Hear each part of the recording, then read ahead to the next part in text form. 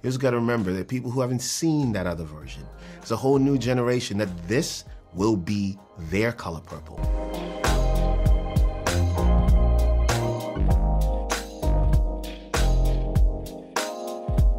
I think you can't say Black womanhood without sisterhood. I think we are innately connected to each other. I think that we've always seen the power of what it looks like when you empower someone else, and we really are there for each other. I think we support each other. I think we have moved mountains together, and I think that our film does a perfect example of that. I'm huge on sisterhood. You see how I operate. You know, women, especially Black women, we're at the bottom of the totem pole. We are the most forgotten, the most disrespected. No one hears us about our pain. No one sees our tears. And I'm not gonna be that for us. I'm never gonna ever compete with a Black woman. I'm never gonna tear her down publicly. Now, if she mean, I can talk to her about my girls behind closed doors, but never on the stage. When I was in the Color Purple on Broadway, I had a voice, but I was very shy in using that voice. And through playing Sophia, she taught me that to learn my power. And now playing her in this form, having a few years under my belt, all of the changes that have happened in my life, being a mother and a wife now, and all of the other valleys I've had to go through, I'm owning that power now. I think that's what Black women are. We are joy, we are love, you know, we are effervescent, we are inspiring, and I think this film is going to take the narrative of the Color Purple and of Celie as this trauma story and finally put her in the light as the hero where she belongs. You just gotta remember that people who haven't seen that other version, it's a whole new generation that this will be their Color Purple. Even though we do encourage you to go back and read Alice Walker's book. Yeah. You know, if the play comes to town, as any form of revival, go see it. But it was very, very important to me that the audiences experience something absolutely new. We all started with the source material. This wasn't an adaptation of the musical on Broadway. This came from Blitz's imagination, and it gave Celie an imagination. He gave this woman an imagination to be able to see herself beyond herself. What I'm learning is that what's for you will not pass you by. So for me, that's what the Color Purple has been for me. That's how inspiring it's been to have Oprah and Steven and Blitz and Scott and all of these people truly lifting us up as artists and empowering us.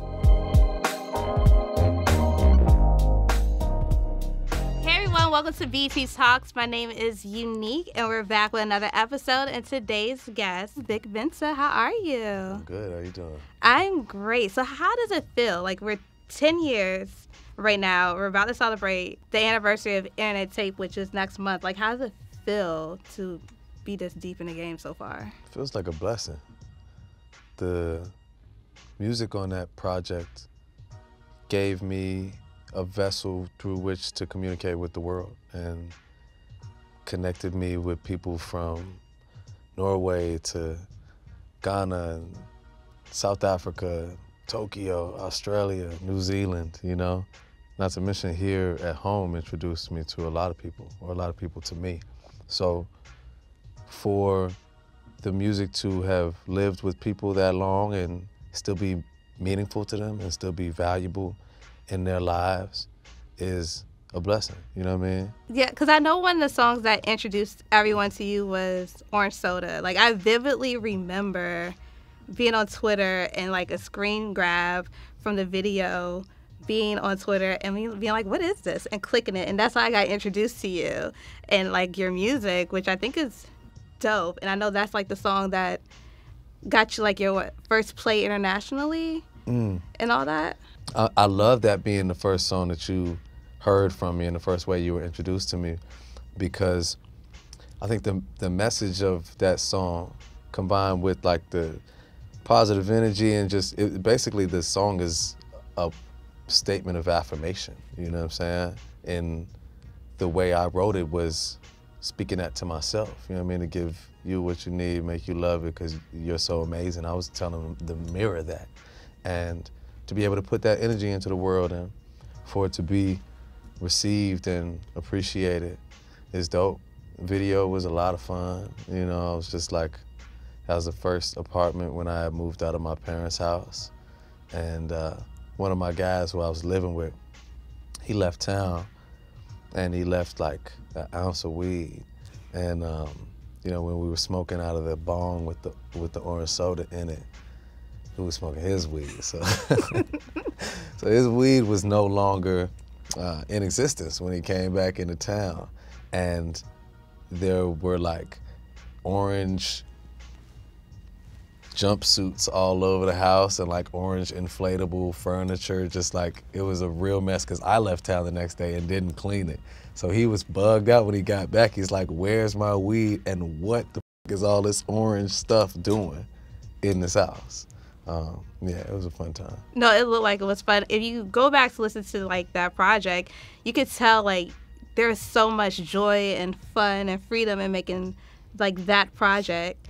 And just like reading about like what your new album is, it feels like you're trying to like get back to that, but like in a more like modern sense of who you are. Like when it comes to like the themes of like innocence and being honest about what's happening and putting positivity out there versus like everything you've been through in the past like 10 years. I think honesty is always a pillar of my music and something that I view as being like my superpower, is my ability to be vulnerable in my art. Those create the most impactful moments for me. And this album is very much so about that and addressing many things that have taken place either publicly or privately or a mixture of both and processing them in real time. That's the way I view music. It's like my therapist. That's how I process things oftentimes before I even speak to my therapist or know the words to say in conversation. I look for them in a song. And this album, Victor, is a very personal album. That's why I named it after myself. You're going through this experience of self-discovery. You're talking about the law of karma and just like being in a completely different place than you were like 2 years ago. I feel like that's what this album is about. So can you like speak on like being able to like share that story and be that vulnerable with people? Because like not everyone can do that. Like it's easy to be vulnerable, but it's hard to cut that deep and be like, here guys, I also want to share this with you guys. I think first of all, you got to be real with yourself, you know, if you want to grow. And this album is all about growth. That's really where I'm at in life, and so the music represents that in many ways. Being grateful that I've been able to experience things and have the opportunity to grow from them, because a lot of young people don't. A lot of young rappers don't get the opportunity to mess up and, you know, like go down the wrong path and live to tell the tale, you know what I mean? So the Law of Karma song that you referenced is like a centerpiece of the album to me in many ways, because it finds me reflecting on a lot of controversies and just things that have happened in my life in the public eye and making analogies that at the time didn't line up to me, you know? So I say like, look at me on stage at the March for Our Lives with multiple gun charges involved in homicides. Look at me crusading for violence against women, lying and cheating in every relationship I've been in. Look at me speaking down on a dead man's image when that's the same reason I was beefing with academics. No matter what we got, karma comes back to get us. So when I think about those moments, I didn't have that perspective, you know? I was embroiled in the midst of whatever I was doing, you know? But with the blessing of being able to like live through and grow from things, I'm able to look back and be like, okay, you can't have it both ways. You know what I'm saying? If you want to be a voice for what's right and for the truth, then you can't act a different way in your personal life, you know? If you want to criticize people for a certain way that you think they're interacting with the world or speaking about your people, well, then you can't do that about other people, you know what I mean? And yeah, the album is just full of that. It's full of me reflecting and sharing the things that I've learned in musical form. That's the basis of it. And I know like you've been doing like a lot of meditation, right? Recently? I meditated today, I had a good one. Ooh, so like what are like some key things? Cause like I find it hard to meditate. So like, what are some key things for meditation? I think if you find it hard to meditate, then that's a sign that you really should meditate. I would say the key thing is repetition. As with anything, if you want to build a skill, it's just repetition. So I tell people, try starting with 1 minute a day. Move that into 5 minutes a day.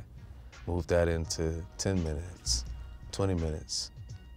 And that's a good place to be. Like 20 minutes might turn into 30 minutes. Who knows, might turn into 45. But there are apps you can go through, like the Calm app. I use an app called Insight Timer. I'm promoting them now, they need to pay me. But these are the things I use, and the basis of meditation is training your mind to focus, and many times it's to focus on being at peace. So while you're meditating, people often think they're doing it wrong or that they have trouble meditating because they're like, I can't stop thinking. That's why you're meditating.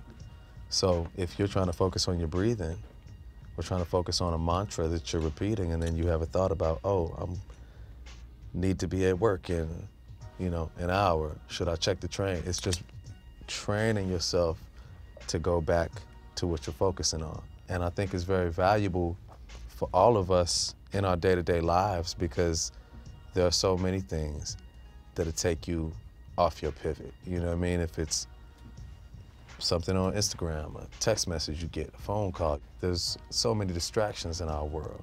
Meditation is the art of allowing them to be and still being centered in yourself. I actually read in like a past interview, you said when you went to Ghana, like around the 6th grade, like it was like a life-changing experience for you, because like for the first time you felt like you were in a place where you fit in. And I know you took a group of Chicago students there. Yeah. What was that experience like for them? Like, did you see them experience that same thing for you? For me, being in Ghana the first time, it gave me perspective on who I am. And so it did give me confidence and context. I don't know if I felt as much that I fit in, because I didn't. They consider me to be white in Ghana, so they call me something called Obroni. And so that used to piss me off. But it also gave me just confidence, because I was meeting my entire family that I'd never met before, learning about where I'm from and the significance of my culture. So that gave me a lot of power that I don't think I had before that. When I took these kids in 2022 for the first time, and then we took another group earlier this year in 2023, I saw their lives change in a lot of ways. Many of them were headed off to college. A few of them changed their major on the spot, just through the connections that they were making and the things they were learning about themselves and about the world. I think that we as Black people all need to experience being in Africa, because that's our origin. And a lot of the divisions that exist between us, misunderstandings, judgments on both sides, it's all by design. It's manufactured to keep us separate. Same way that there are so many things designed to keep us as Black people in America from uniting and collectivizing power. Those structures are in place to keep us as Black people on the globe from linking up and looking around to see, man, who is responsible for us being fucked up out here? Same people. I know you're really into like prison reform, so I kind of want you to share the stories of Musa and Julius Jones, because I know a lot of people don't know their stories. Shout out to my brother Julius Jones, man. We're still working on his campaign for freedom now. Julius Jones was wrongfully incarcerated, put on death row in Oklahoma. This is something that takes up space in my album for sure. And I got in touch with Julius Jones in a beautiful way. I was writing a song about Musa, actually, who is a friend of mine that was incarcerated when he was 14 years old and sentenced to 25 years, which is just an aberration of justice, just a travesty. And by the grace of God, in 2020, I was able to help him get his clemency across the line, and He came home 12 years early. So my whole life was changed by that. And I was writing a song about it, and I got a message from a woman who is close with Julius Jones, and he's on death row in Oklahoma. And she was like, you know, Julius, he wrote me a letter, and at the top of the letter, it said, theme music, We Could Be Free by Vic Mensa. And it was so dope to me, because I was in the studio writing about helping my other guy come home. And that was just one of those moments when I realized that the music I've made is serving its purpose in the world, you know, in a major way. That I wrote a song about freedom, and it's helping somebody on death row to strive for freedom. And I knew that was a God moment, because ain't no way I'm in the studio writing another one and you reach out to me now. So I start building with him, and his execution date was approaching. You know, I had a lot of faith though. I had a lot of faith because I had just experienced that Musa situation, and seeing him come home when he wasn't supposed to, from a logical perspective, inspired me in a major way. And so with Julius Jones, I think we just kind of snapped into action. I did a song about him in a way, dedicated to him. It's called Shelter, with Chance and Wyclef. And as his execution date approached, I was able to help get Sean King on board, man. Sean King, I think he really helped move the needle with that one, because he brought in his organization and, you know, his massive following. Julius Jones already had 7 million signatures on a petition for his freedom, and Viola Davis did a docuseries, but the governor was still gonna execute him. And when Sean King got involved, I think things started to move forward, but the governor was still gonna execute him. The date's coming closer and closer. You know, people start bugging out. Family and things are kind of preparing for, you know, what's gonna happen. But I had this really ironclad faith. I just felt like this was gonna work out. The day of his scheduled execution, the governor made a ruling to take him off death row. And so that day I was in the studio, and I wrote another song about it that's on this album. We're still striving for Julius Jones's freedom, but that was powerful. It was dope. Just like, obviously not to see him and his family get strung along like that. I thought that was super inhumane, but For him to still be here. for him to still be alive, like, it's just so dope.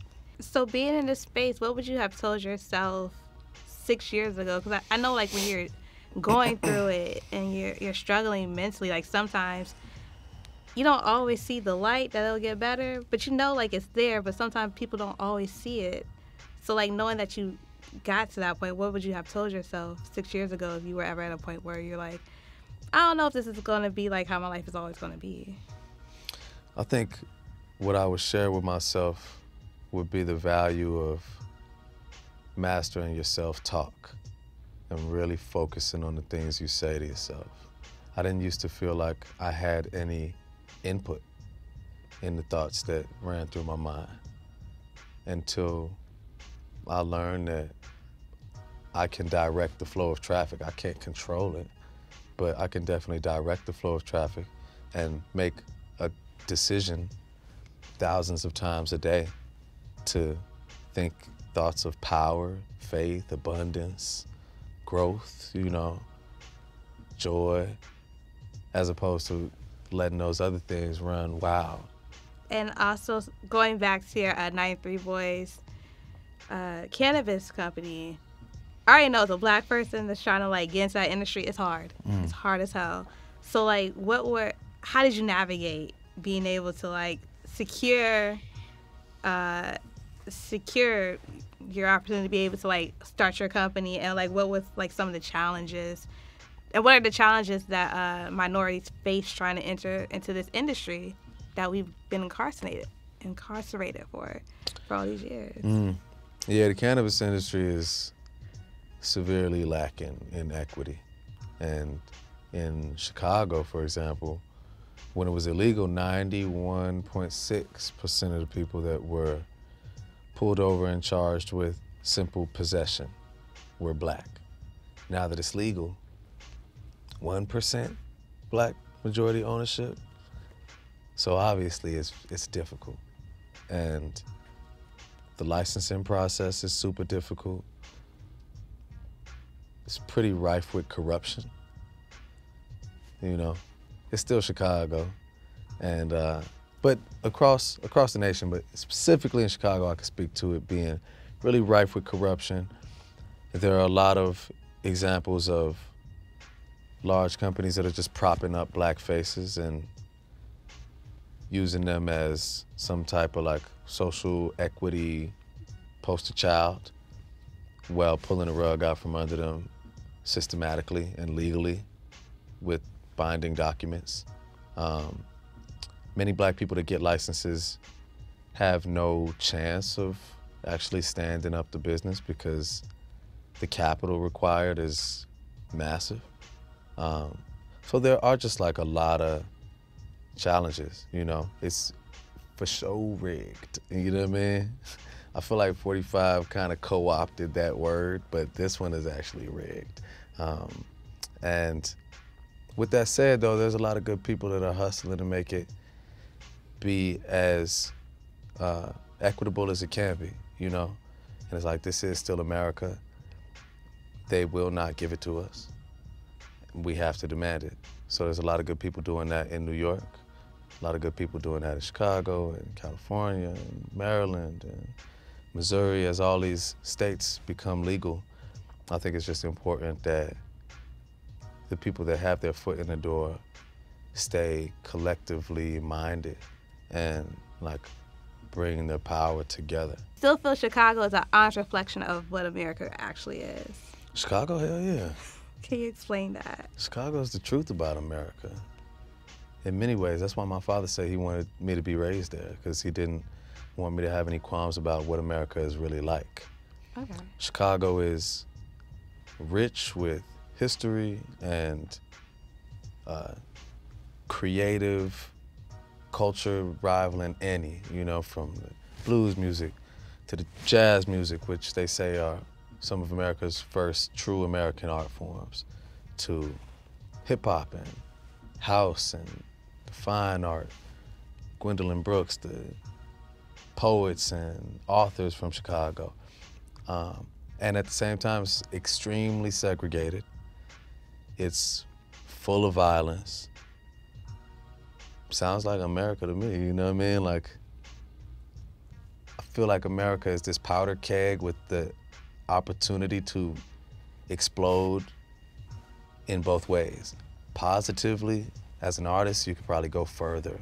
As an entrepreneur, you can probably go further in America than, say, my cousins in Ghana. But that possibility for explosion can also just kill everybody. You know what I mean? Like, Yeah. we experience different things that just don't take place there. You don't watch your back in a grocery store. You don't be in church thinking, is it gonna get shut up? You know, these are American phenomenon. And Chicago is definitely a representation of those. When it comes to like artists traveling, they really go to Africa. And that has to also do with the infrastructure and that, like, I guess having the resources that is needed for that. So can you talk about the importance of like the Black Star Line Festival you guys had? Yeah, no doubt. The idea from the Black Star Line Festival came when I was in South Africa. And I was just inspired. I was sitting down with some South African hip hop heads. They have a podcast called The Sobering. I was having a conversation. I'm having one with you now. And similarly, like, they're talking about orange soda. They're talking about music I made 10 years ago and how it impacted them when they learned about it. Reminded me about verses I don't even remember rapping, you know? And I was just like, how is it that I'm from Africa and I've never performed here? Here are these people that know the music intimately well. My music, all my friends' music, all the contemporaries, and none of us have really performed. Rarely people do go to South Africa, but it's few and far between that they make it to West Africa. So I started to think about the possibility and the necessity to create some type of vessel by which Black artists were being brought to the continent to interface with the fans. The fans love the music, you know? They just feel left out. They feel like you announce a world tour, but Africa's this not part in of the it. world is Yeah. never on the dates. And I knew in order to make it happen, it would have to be a labor of love and relationships, friends, favors, you know. So the first person that came to mind really was Chance. And I don't know if I tapped in with him about it before he tapped into me and just told me he wanted to come, because I was in Ghana at the time. And so I'm like, cool, you know, like, get your visa set up and I could turn this around in 3 days. And, you know, about 3 days later, he was there. And so I told him this idea, he loved it, and really it just happened quickly, you know. A lot of people got on board, and a lot of the Ghanaian artists and American artists, from Erykah Badu to people in Ghana like Sarkodie and Stonebwoy, and people back home like Dave Chappelle, or people bridging that gap like Toby and Wigwe. And so January 6th of this year, we did the first Black Star Line Festival. That was 52,000 people, free festival for the people. Just like all love, all peaceful. And man, it went to like 6 a.m., 6, 7 a.m. That was the latest concert I've ever been to, because they don't operate on the same type of time schedule we operate on. Oh my God, that sounds amazing. It was tight though. The sun was rising. Like, it was super dope. It came together. And like, random question before we go: who makes the best jollof rice? Who makes the best jollof rice? This is the debate. Mm-hmm. I mean, I'm not gonna cross the picket line. I'm staying with my side. We gotta say Ghanaian jollof is the best one. Got it. So before we go, is there any last words you want to share? No, just that I appreciate you, Unique. Thank you for speaking to me today. Thank you for talking with me today too. No doubt.